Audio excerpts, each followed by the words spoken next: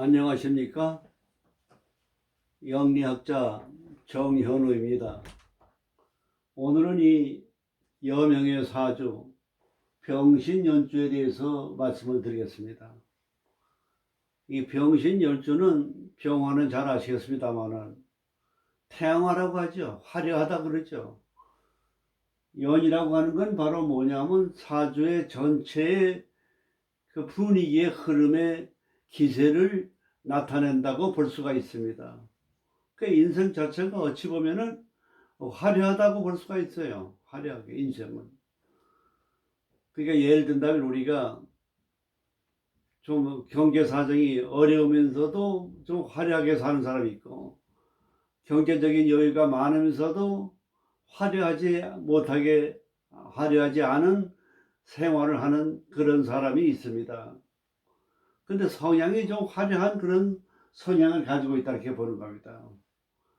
그리고 직업도 마찬가지예요. 화려한 직업, 뭐 연예인이라든지 아나운서라든지 변호사라든지 뭐 교육가라든지 혹은 미술가라든지 예술가라든지 이런 쪽에도 진출을 해서 성공한 사람들이 많이 있습니다. 그리고 밑에 신금이라고 하는 역마를 깔았습니다. 역마는 뭐냐? 변화가 무쌍한 겁니다. 연화는. 예를 들면 신금은 뭡니까? 실정을 잘 느끼죠. 또 실정을 느끼니까 버리죠. 그러니까 상황이 바뀌죠. 새로운 환경을 선택하죠. 그러다 보니까 파란이 많은 겁니다. 파란이 많아요. 인간관계에 있어서도 우리가 살다가 보면은 상대방의 장점이나 단점이 있고 여러 가지 부부 생활하다 보면은 그 권태기라고 하는 것이 있을 경우가 있어요. 그랬을 때 내가 상대를 포기하느냐 하는 그 결정적 순간에서 신금은 뭐냐? 포기하는 쪽으로 변화를 원한다 이렇게 볼 수가 있습니다. 그러니까 우리가 이 세상을 살아가는 데는 안정감이라는 게 중요합니다. 우리가 기분이나 감정이나 일시적 판단에 의해서 우리가 뭔가 그 상황을 바꾼다는 것은 굉장히 문제가 많은 겁니다. 반면에 신금은 뭐냐 하면은 발상의 전환과 동기부여가 많습니다. 아이디어가 많고 생각을 많이 바꿉니다. 사람이라고 하는 건 신사고 새로운 사고, 삼성그룹의 경영 철학의 하나가 뭐냐면 신사고입니다. 그래서 새로운 동기부여 이런 것들이 신금에게는 있다고 볼 수가 있습니다. 그래서 역마가 있고 그래서 병신연주에 대한 사주 여명을 한번 풀어보겠습니다. 이 사주를 풀기 전에 지금 제 역학 강의 중에 보신 분은 아시겠습니다만은 제가 취미로 그 바둑에 대한 거를 두고 있는데 그 바둑을 배우시게 되면은 초보자도 배우게 되면은 지혜도 생기고 정신 수양도 생기고 인간 자체가 어떻게 보면은 바둑판과 같습니다. 바둑판에도 나오는 고사성어가 많아요. 아생이 어느 타살이라. 내 집을 치우서 산 다음에 남을 죽일 생각을 했지. 나는 죽을 줄도 모르는데 남의 것만 잡으려고 그러면은 바둑은 실패를 하는 겁니다. 그러니까 인생을 살아가는데 취미로도 좋고, 그래서 또 바둑 애호가 초보자를 위해서 제가 7급 정도 되는데, 그래서 바둑을 함께 소개를 하고 있습니다. 많은 참고 해 주시고 도움이 됐으면 좋겠습니다. 요 사주는 병신, 갑오, 신사, 경자, 여명의 사주입니다. 우선 연과 월은 뭡니까? 양이 되죠. 일은 시가 되고, 일은 음이 되고, 시간은 양이 됩니다. 그래서 이걸 일음삼양이라 그럽니다. 보통 우리가 얘기할 때. 우선 이 병신연주는 지금 설명했습니다만은 사주 전체 분위기가 이 병신연주의 기가 지배한다 이렇게 볼 수가 있습니다. 월은 뭐냐? 갑오입니다. 갑오라고 하는 건 뭐냐? 부모궁이 되는 거죠. 부모궁이면서 부모는 뭐냐? 나에게 직업을 인도해주는 환경을 조성해주는 분위기가 부모입니다. 그 부모의 직업이 자손에게 이렇게 영향을 미치게 되어 있습니다. 그래서 원에 있는 거는 일반적으로 그 사람의 직업을 적성을 분석하는 중요한 월주가 되는 겁니다. 일종의 뭡니까? 간목이에요. 밑에 우화를 깔았습니다. 목생합니다. 그 재물운이 많은 그런 사주의 월주라고 볼 수가 있습니다. 근데 그거를 이제 육친과 대비해서 봐야 되겠죠. 육친은 신금이에요. 그리고 밑에는 병화를 깔았습니다. 신금입니다. 근데 옆에 또 경금이 하나 있습니다. 이 사주는 신약사주가 되겠습니다. 신금이 여름에 태어났고 밑에 화가 많습니다. 그래서 목생화 돼가지고 화가 이렇게 많으니까 요 금 자체가 좀 힘이 들고 어렵다 이렇게 봐지는 거죠. 그래서 옆에 경금이 있다는 거는 비겁이 있다는 건 나한테 도움이 되는 겁니다. 그 귀인과 도움과 협조자를 만난다 이렇게 분석이 될 수가 있습니다. 금목의 목은 뭡니까? 정제가 되거든요. 정제는 뭐냐? 안정감을 얘기하는 겁니다. 그 재물운이 좋은 거예요. 재물이 목생화니까 순환이 잘 돼요. 그래서 재물이 순환이 잘 되는 그런 이치다 이렇게 보는 겁니다. 그래서 이 사주에는 화가 뭐냐면 나에게는 관이 돼요. 관이 천간에 투출되어 있습니다. 그 천간에 투출되어 있는 관은 화려하고서 병호 같은 태양 같은 남자를 만난다 이렇게 볼 수가 있어요. 그러니까 남자가 출세하는 형이다. 명예가 높다 이렇게 볼 수가 있습니다. 거기다 사후에다 뿌리를 내리고 있어요. 요 화가 좀 많은데 옆에 자수가 또 이걸 조우를 해줬습니다. 이 정도 되면은 검찰 쪽이나 관직으로 크게 정치가로 출세할 수 있는 남편을 만나거나 아니면 여명에서도 활동할 수 있는 그런 지도자형의 사주다 이렇게 볼 수가 있어요. 그러니까 남편운도 좋지요. 재물운도 좋지요. 재물운도 밑에가 뭡니까? 설계가 되지만은 경금이 다듬어 주거든요. 그러니까 재물 관리를 잘한다고 이렇게 봐야 돼요. 또 시가 뭡니까? 화가 많은데 조우를 해주잖아요.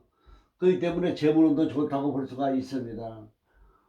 우리가 사주를 감명을 할 때 우리가 뭘 중요시하냐면은 대운과 세운이 바뀔 때 세력이 어떻게 바뀌고 변하느냐 이걸 잘 판단하셔야 됩니다. 요 사대운에 들어와서는 뭡니까? 불이 넘쳐잖아요. 그럼 관살 혼잡이 돼요. 그러면 그때는 뭡니까? 관직이나 이런 게 잘 안 풀리는 거죠. 진사가 들어옵니다. 진사는 뭡니까? 사하고 지망살이 돼요. 그다음에 묘가 들어오면 목성화 됩니다. 그다음 사명이 됩니다.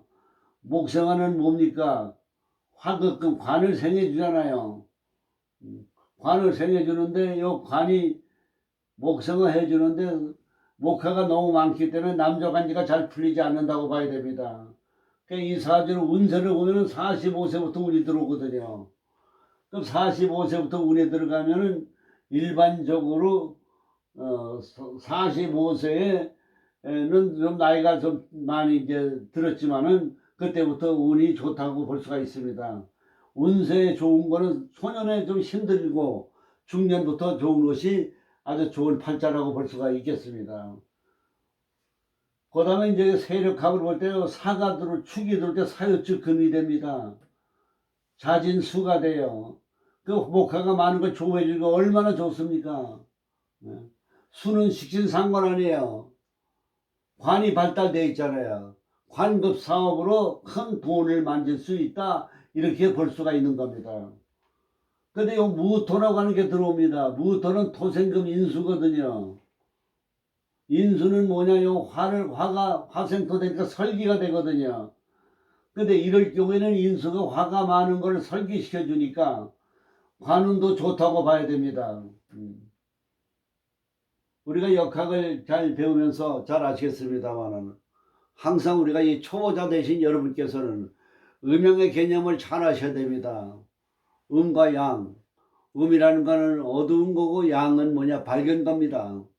음은 소극적이고 양은 적극적이에요. 음은 좀 염세적이고 양은 낙천적이고 성격을 크게 나누면 음과 양이에요. 그래서 목화가 사주가 많다. 그러면 양기가 동한 사주예요. 활동적이고 진취적이고 낙천적이고 적극적이다 이거야. 그러나 치밀하고 섬세하고 신중한 데가 부족하다 이거야. 사주가 금수가 많다. 그 말년에 금수가 들어오잖아요. 뭐 치밀하다 이거예요. 신중하다 이거예요. 그래서 모든 것이 음과 양의 비례가 잘 되어 있는가를 잘 보시는 게 사주 감명의 중요한 요소가 되는 거예요.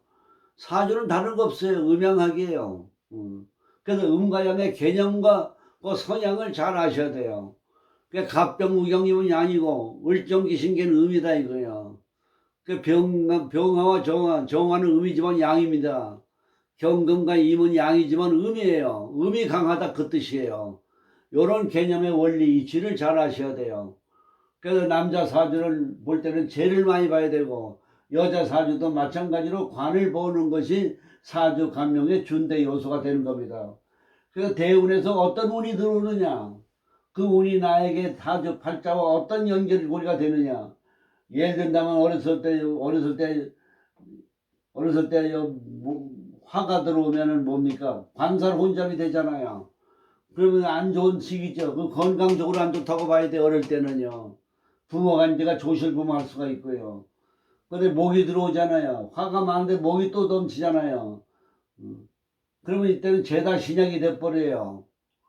그래서 요 수가 딱 들어왔을 때 화가 많은 병을 치료해주는 약이 들어옴으로써 운세가 좋아진다고 볼 수가 있습니다. 내가 역학을 제가 강의하면서 보고 공부하면서 보면은 사람이 왜 팔자대로 살다가느냐. 팔자에 자기가 성향이 나타나 있는 거예요. 성격. 무슨 일이든지 긍정적으로 보느냐 부정적으로 보냐. 좀 너그러우냐 좀 인색하냐. 우리가 인간관계에서 보면은 제가 이제 장명을 하다 보면은 이게 여러 가지로 장명을 하다 보면은 장명에 마음에 들어서 수고했습니다. 감사합니다. 이렇게 문자가 오는 경우도 많고 전화로 이렇게 고맙다는 감사 표시를 많이 하는 사람도 있어요. 그러나 어떤 사람은 마음에 들면서도 표시를 안 해요. 사람이라고 하는 건 뭐냐? 운명의 기운에게 제일 중요한 건 뭐냐면 마음가짐인데 마음가짐에서 뭐냐? 감사한 표현을 잘하는 사람이 운이 옵니다. 고맙다는 말을 해야 운이 옵니다. 내가 고맙다고 해야 상대방이 또 도와줍니다. 그리고 감사하는 마음을 갖는 게 행복한 마음이에요. 기분 좋은 마음이에요. 고맙고 감사한 마음을 느끼고 알고 살아가는 인생에서 우리는 좋은 운을 열어갈 수가 있는 겁니다. 저의 역학 강의를 이게 청취해 주신 여러분에게 감사드리며 새해 복 많이 받으시기 바라면서 바둑에도 많은 취미를 가지시고 초보자나 또 바둑에 입문하지 아니하신 분도 바둑을 한번 배워보세요. 아주 재미있습니다. 네, 인간이라고 하는 것도 재미도 있어야 됩니다. 지혜도 생기고. 그래서 같이 여러분들과 함께 즐기시기 바라면서 오늘 강의를 마치겠습니다. 감사합니다.